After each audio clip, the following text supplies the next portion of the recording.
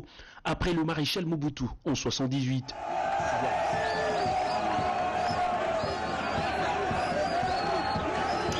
Voir le président de la République en personne sur ces terres, un rêve pour ce millier de personnes amassées au bord de la rivière Ubangui. Aussitôt le convoi des Zodiacs accosté, Félix-Antoine Tshisekedi s'est retrouvé au milieu d'une foule immense qui l'a accompagné à la place de la mairie où jeunes et vieux de Zongo attendaient leur lot de bonnes nouvelles. Dans son adresse, le chef de l'État Félix-Antoine Tshisekedi a, outre les remerciements à la population pour l'accueil, épinglé l'une après l'autre les difficultés lui présentées sur la vie de ce compatriote de Zongo. Le président de la République a annoncé à la population la construction d'un pont entre Bangui et Zongo pour faciliter les transactions commerciales, principale source d'alimentation de famille. Mais dans l'immédiat, il promet d'acheminer une fois à Kinshasa un bac pour soulager tant soit peu la misère de commerçants. Likambo mosusu oyo tobandi kosala pe tokokontinue yango ezali na banze oyo boyebi likambo ya éducation.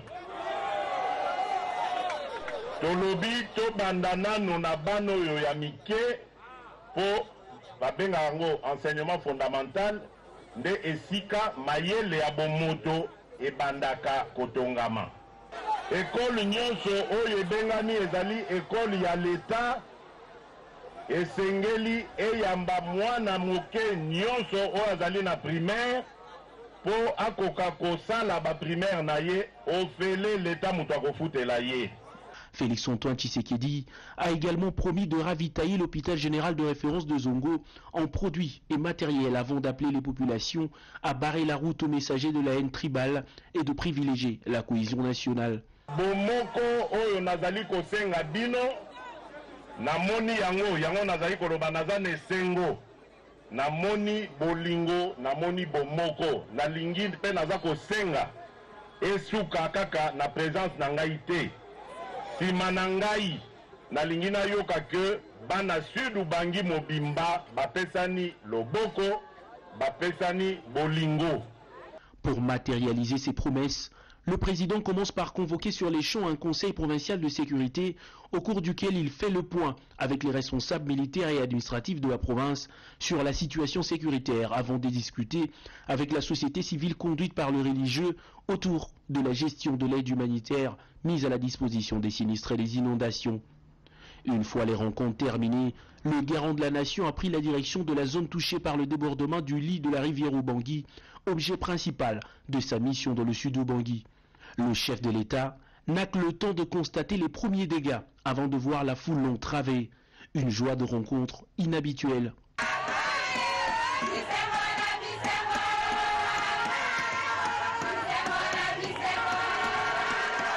Après près de 3 heures de communion avec la population, le chef de l'État a quitté Zongo pour Bangui, à la rencontre cette fois de ses compatriotes vivant sur le sol centrafricain.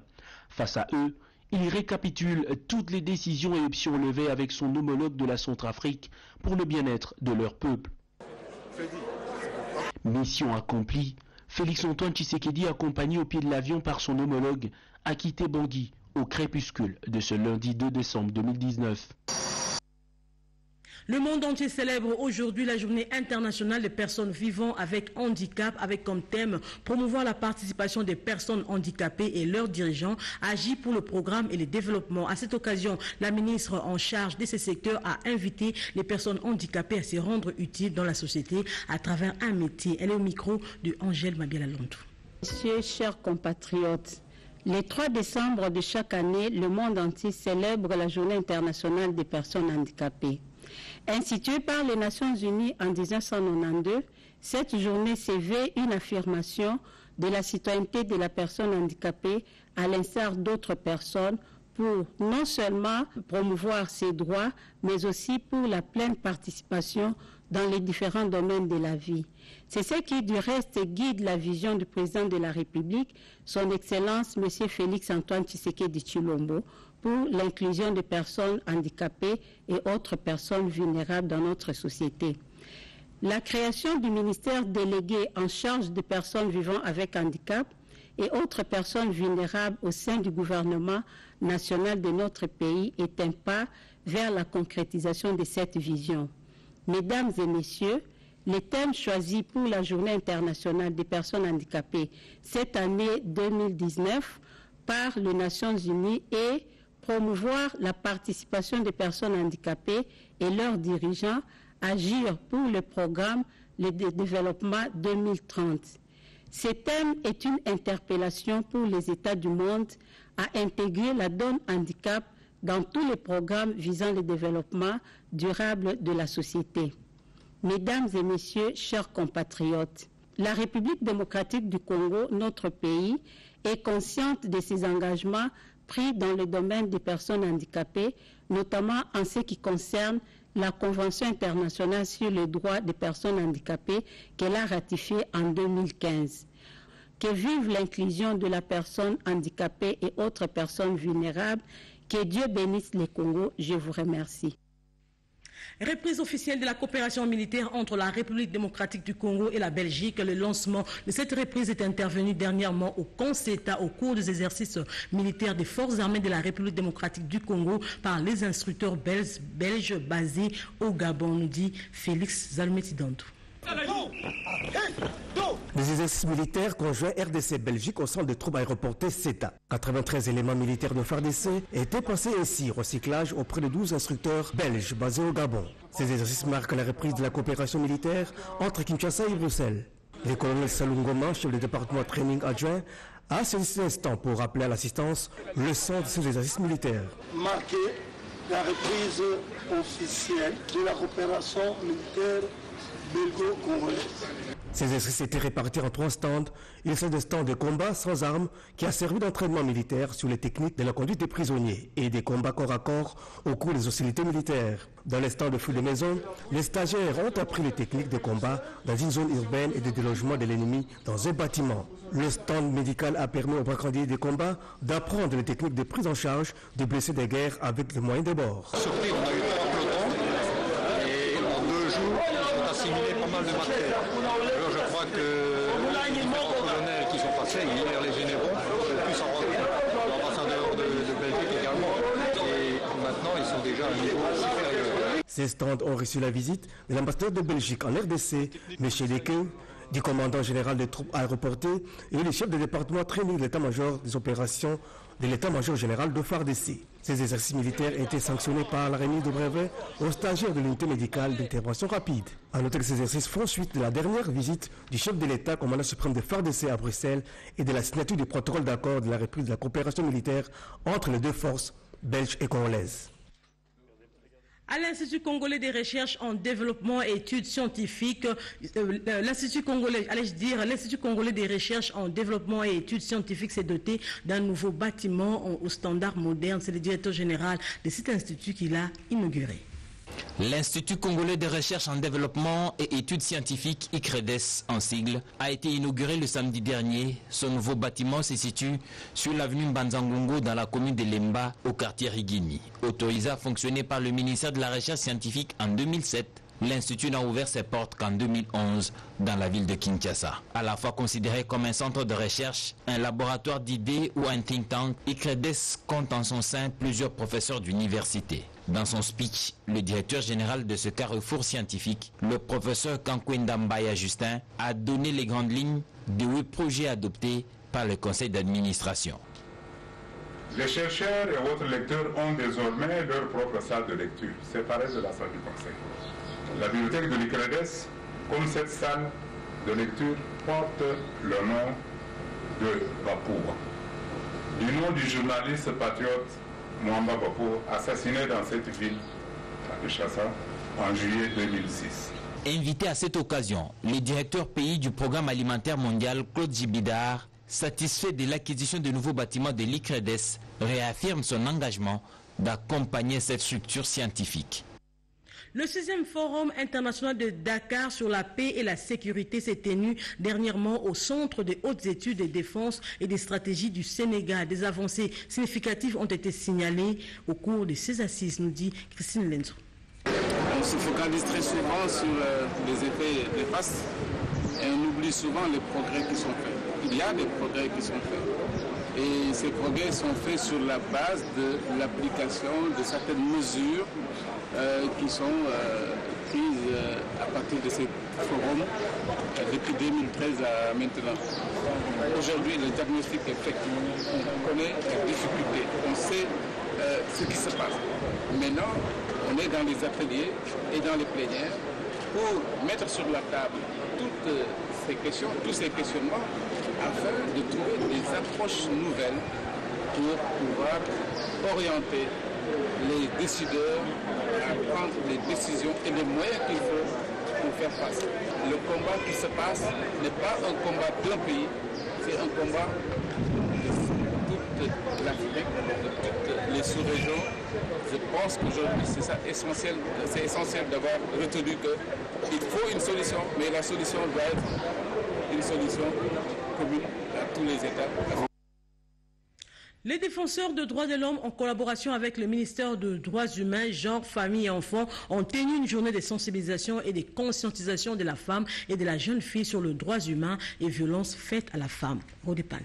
Femmes et droits humains, consolidation de la paix, cette structure de développement a organisé avec la collaboration du ministère des Genre, Famille et Enfants sur comment accompagner et appuyer la promotion et la protection des droits humains des femmes et filles souvent marginalisées, négligées et désespérées. À cela s'ajoute toute forme de violence faite à la femme. Pour Madame Fourara, présidente de cette ONG, l'activité du jour a comme finalité d'encourager la population à s'engager dans l'autonomisation efficace, efficiente et effective des femmes dans la lutte pour leurs droits au sein des communautés locales. Aujourd'hui, c'est la journée internationale des femmes défenseurs des droits de l'homme. L'objectif de la FSPD, c'est consolider la solidarité entre les femmes avec les hommes et les jeunes pour mieux contribuer à la promotion et la protection des droits des femmes marginalisées. Le professeur Yvon Souka, promoteur du Homme du Cinquantenaire, qui a reçu cette rencontre, homme situé en face du plateau des étudiants de l'UNIKIN, a fait un bref aperçu sur l'historique de ces hommes construits pour les élites d'aujourd'hui et de demain et assurer l'éducation de la jeune fille. Pour rappel, cette initiative date de 2011 suite au régime marginalisation, stigmatisation de la femme et la jeune fille. Il est donc temps d'arrêter avec toutes sortes de violences envers la femme. Tolérance.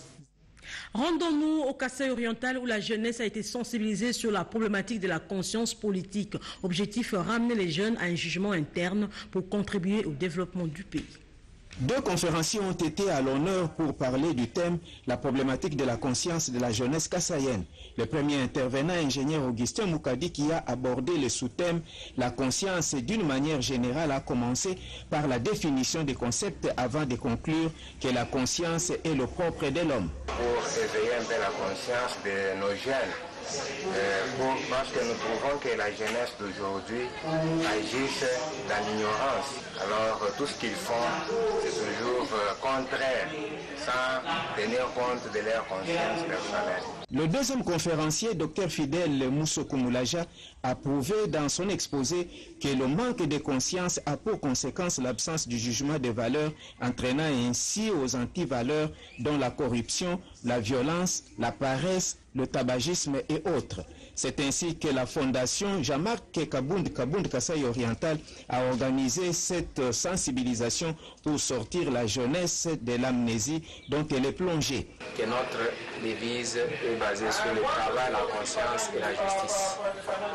Et vu le constat par 13 expériences, nous avons eu à organiser aussi ceci comme BI, afin de pouvoir atteindre des couches importantes de la jeunesse, portant un jugement interne qui pourra contribuer au développement de notre pays tel que nous le désirons tous.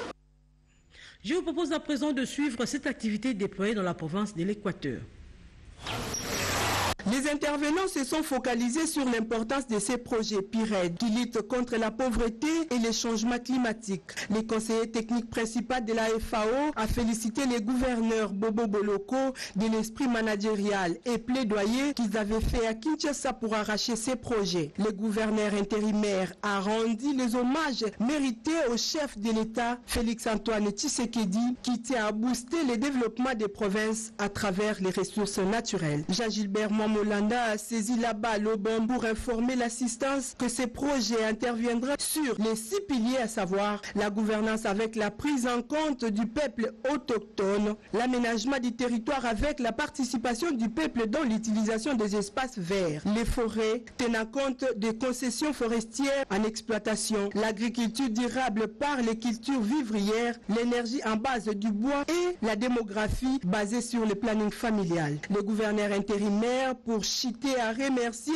les partenaires pour cet appui qui non seulement permettra à lutter contre la pauvreté, mais aussi à la réduction sensible des émissions de gaz à effet de serre et à la dégradation des forêts. Ceci avant de les orienter dans la gestion collégiale du dit projet qui sera mis en œuvre par la FAO et le WWF avec un coût global de 10 millions de dollars américains. Par contre, au Kassai-Chikapa, les animateurs du domaine foncier ont renforcé leur capacité sur la réforme foncière en RDC au cours d'un atelier qui s'est ouvert hier à l'hôtel Panama de Kanza. La commentaire, Paulette Lomba. L'élaboration du document de la politique foncière de la RDC, la consultation provinciale sur le document de politique nationale et les processus de la réforme foncière en RDC, autant de sujets qui seront développés au cours de cet atelier de renforcement de capacité des animateurs dans le domaine foncier. Ces travaux initiés par le ministre national des Affaires foncières en collaboration avec l'ONU Habitat et autres partenaires auront la mission de réfléchir sur le vrai problème auxquelles sont confrontées les populations de cette partie du pays, notamment les querelles intestines à répétition, d'où les contributions des participants à ces sujets seront les bienvenues pour promouvoir l'unité au sein de l'espace kassaïen. Pour la représentante du ministre national des Affaires foncières, Bernice Bebeta, les réformes attendues dans le secteur foncier constitueront un atout essentiel pour apporter les réformes aux difficultés actuelles. Dans son allocution, le ministre provincial en charge essentiellement minière a sensibilisé l'assistance autour de problèmes qui touchent la terre par rapport aux intérêts économiques d'une part et aux besoins socio-culturels des communautés locales d'autre part. D'où cet appel aux participants de contribuer de manière objective pour éviter la division du peuple kassaïen, en particulier de tout le Congolais en général. Raphaël Kassongo, consultant à l'ONU Habitat en charge du Japon 1, a insisté sur les objectifs de cet atelier. Ont pris part également à cet atelier le chef coutumier, les représentants de couches des mamans, des jeunes, les ONG et quelques députés provinciaux. Le gouverneur de la province du Maniema a réconforté l'internat du lycée Notre-Dame de l'Espérance de Kindu qui a pris feu dernièrement dans la nuit du samedi au dimanche où plus de 85 filles internées dorment dans la Belle Étoile. Les installations de l'internat du lycée Notre-Dame de l'Espérance à Kindu ont pris feu dans la nuit du samedi au dimanche dernier. L'incendie dont l'origine reste inconnue a calciné 2 bâtiments, laissant ainsi plus de 85 filles internes à la Belle Étoile. Les dégâts matériels sont importants. Dortoirs, réfectoires, salles de lecture complètement calcinées. Aucune perte en vie humaine. Aussitôt informé, l'exécutif provincial du Maniema a décaissé une somme importante pour la réfection de ces bâtiments et la survie des internés. Enveloppe remise par le vice-gouverneur Jean-Pierre Amadi, une façon de compatir avec l'orphelinat. Au nom du gouverneur de province en mission, je suis entré ici de remettre notre contribution en tant que gouvernement provincial. Ceci n'est qu'un premier geste pour l'appuyer davantage et la motiver à faire encore mieux. Geste très apprécié par la sœur responsable du lycée Notre-Dame d'Espérance. Cet argent va être bénéfique pour elles. Soyez-en sûrs. Tout ce dont elles ont perdu, elles vont les récupérer à partir de cet argent que vous nous offrez aujourd'hui. Mes filles, ça c'est pour vous.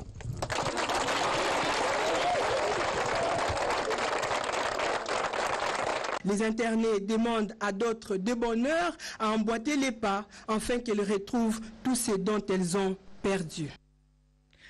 C'est communiqué du secrétariat général du ministère de l'enseignement supérieur universitaire qui vient de nous parvenir. Le ministère de l'enseignement supérieur et universitaire porte à la connaissance du public que dans le cadre de la coopération bilatérale entre la République populaire de Chine et la République démocratique du Congo, le gouvernement chinois vient d'octroyer au gouvernement congolais un quota de 30 bourses d'études post-universitaires, master et doctorat au titre de l'année académique 2020-2021. Toute personne intéressée par cette offre est priée d'entrer en contact avec la direction de la coopération internationale et régionale de l'enseignement supérieur et universitaire située dans l'enceinte du secrétariat général du dit ministère, 6 boulevard Tchachi, numéro 67, dans la commune de la Gombe. Notez bien, la date limite pour le dépôt des dossiers est fixée au 20 décembre 2019. Fait à Kinshasa, le 28 novembre 2019, M. Possien Kamina Kabangu.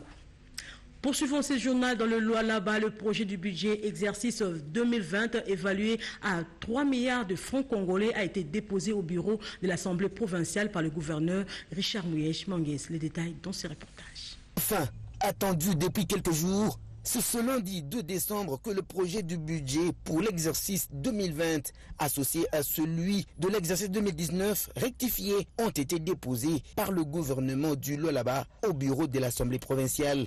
Et c'est le gouverneur Richard Muyej-Manguez, accompagné de quelques membres de son gouvernement, dont le ministre provincial du budget et ceux de son cabinet, a déposé auprès du président de l'Assemblée, Louis Tumbo-Mataïla. Déposer officiellement le projet du budget rectificatif 2019 et du budget 2020 de la province du Lualaba. Il nous est important de remercier l'honorable président de l'Assemblée provinciale pour avoir accepté le report, la demande du report que nous avions introduite, liée au fait que les dernières recommandations, les dernières exigences du ministère national du budget nous imposaient de revoir, de revisiter et d'actualiser les textes et même les tableaux contenus dans ce budget. Ce projet du budget exercice 2020, réceptionné par le président de l'Assemblée, est évalué à 1 003 153